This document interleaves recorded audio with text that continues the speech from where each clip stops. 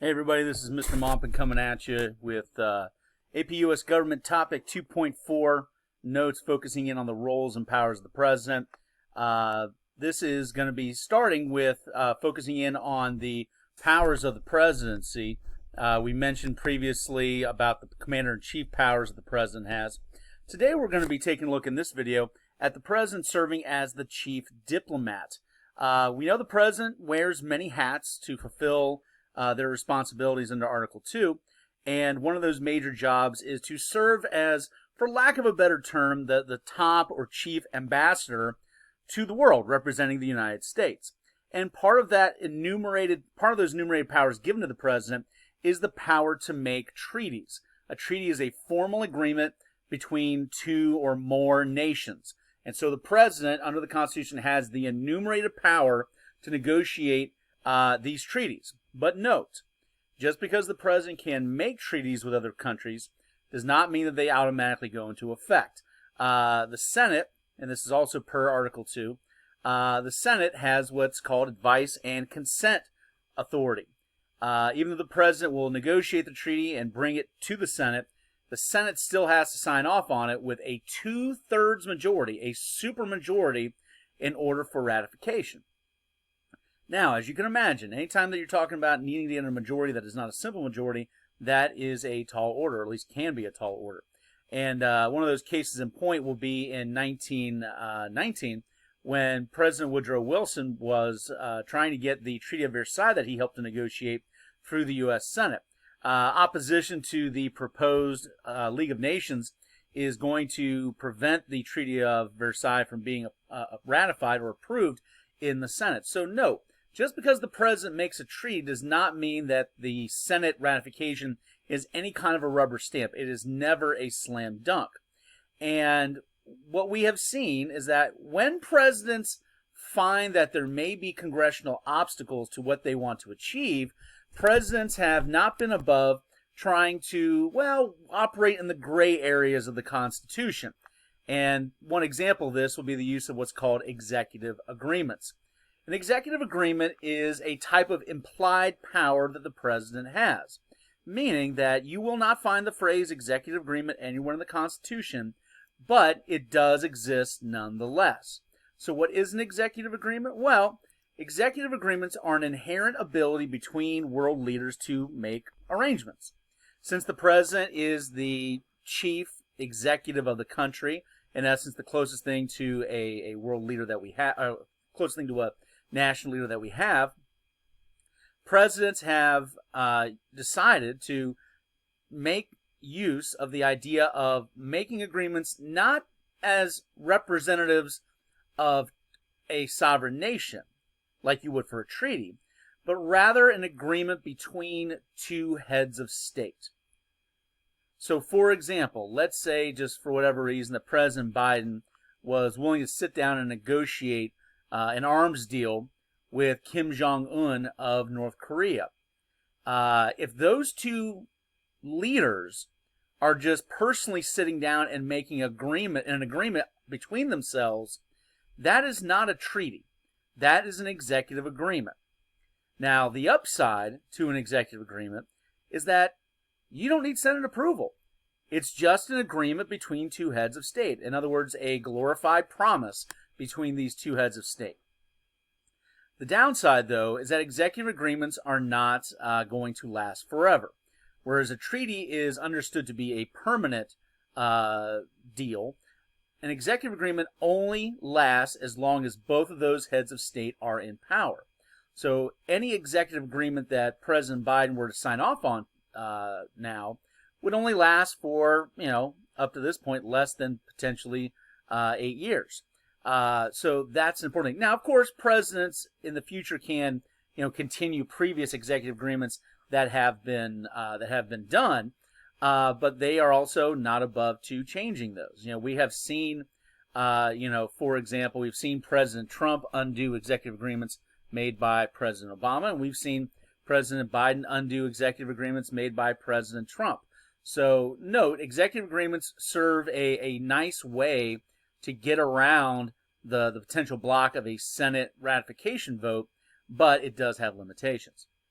Something that is enumerated, unlike executive agreements, is the power of recognition, diplomatic recognition.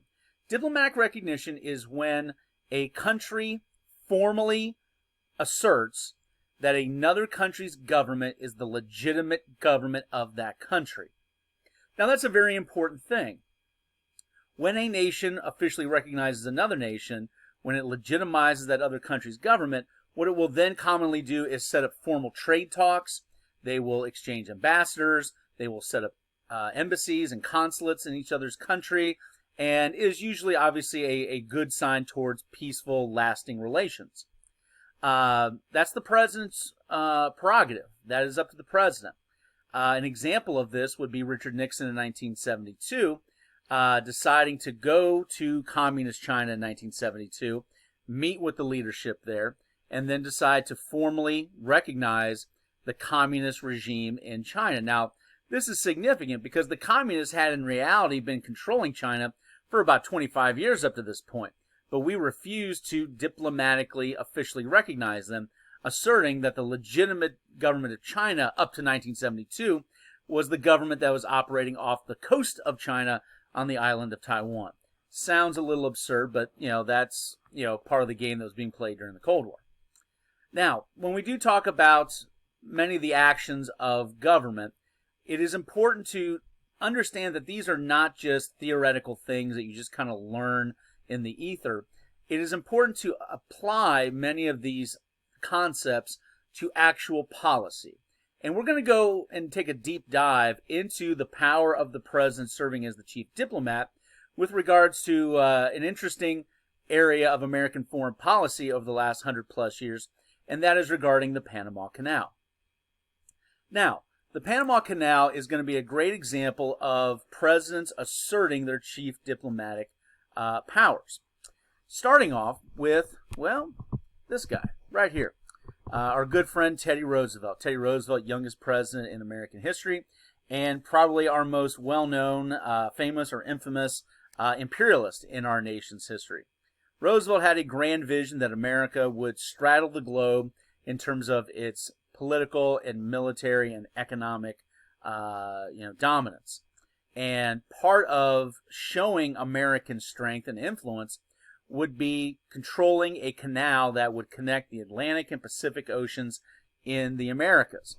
And as far as Roosevelt was concerned, the perfect place to have that would be in the tiny isthmus of Panama connecting North and South America.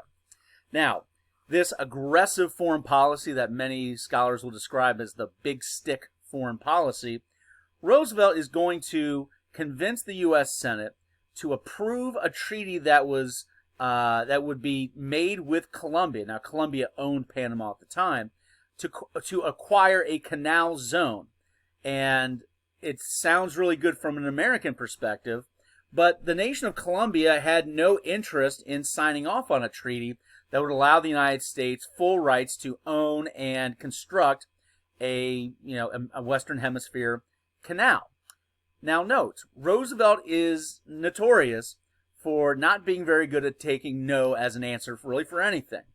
And Roosevelt tended to have a very broad understanding of what presidential power was. In many respects, Roosevelt believed that presidents could pretty much do whatever they wanted unless they were specifically barred per the Constitution or federal law. And so what Roosevelt does with this gray area is that he takes it upon himself to use, parts of the commander-in-chief authority to help encourage the local Panamanians to rebel from their overlords in Colombia. This gunboat diplomacy is going to be shown in providing weapons and naval protection off the coast as the Panamanians begin their rebellion. And when the Panamanian rebellion is successful, go figure, Roosevelt is going to negotiate a deal with the new independent Panamanian government to build a canal. Now note, he takes these steps without Congress's permission. And this is still a time where many in the federal government believed that Congress really was supposed to be the one driving American policy, not the president. But Roosevelt is really, in many respects, going to mark the beginning of the modern American presidency by taking steps and then daring Congress to revoke it, as opposed to asking for permission before doing something.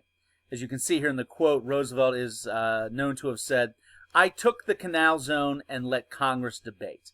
In other words, Roosevelt prided himself on being a man of action and was not going to let the slow-moving wheels of the legislative process of Congress get in the way of what he believed needed to be done quickly. And if you know anything about Roosevelt, he could never sit still. He had no patience for anything. Everything had to be done right now, and he moved quick, he talked quick, and he acted quick. So not a surprise that you see this as president. Ultimately, the Canal Zone is going to be completed in 1914.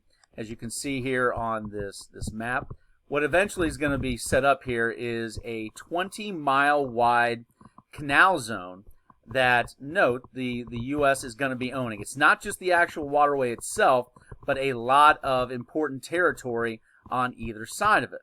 So note, this is not just an area that Panama lets us operate under.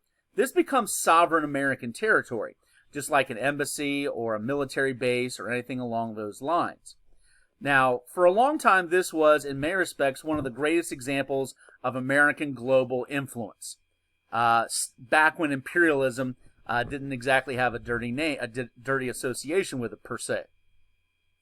But as we get into the latter half of the 20th century, America's reputation of being this dominating force, particularly in the Western Hemisphere, was starting to grow old with many of our Latin American neighbors.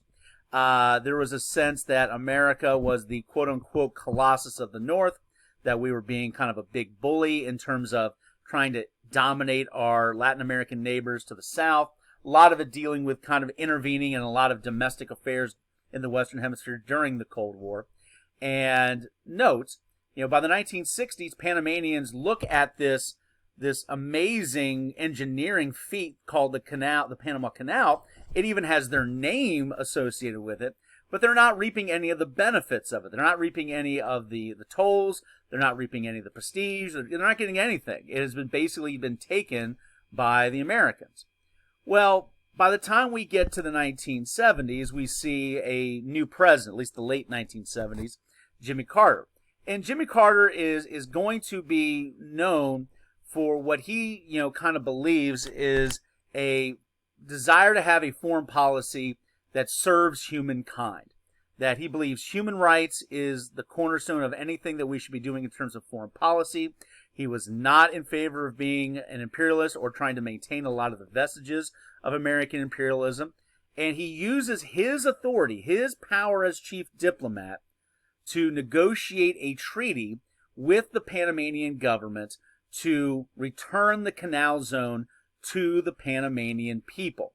But note, it's not just him actually sitting down and getting a treaty done, because he could do that, but he wanted to do something that is going to be what he thought was morally right, but at the same time, something that was not going to handicap him politically. So it's not just getting the deal done, it's also winning over popular support here back home in America. And no, it's not just so it's popular support that the Senate will ratify an upcoming treaty. It's just also to shore up his own personal approval rating as a president with regards to how that might impact other policies in other areas of the federal government. This is also a guy that wanted to get reelected in 2 years. So Carter is going to be effective in a PR campaign to promote the necessity for returning the Panama Canal. And because of, the effective use of persuasion with Congress and with the public, we're going to see that the Panama Canal Zone be returned in 1999 per a 1978 treaty agreement. And it's done without really much public backlash at all. It would be interesting to see today if a president like Joe Biden could do something similar and be able to be effective in getting something like that done. So we're going to leave it there for this video, focusing in on the president serving as chief diplomat. So until next time, we'll see you later. Bye-bye.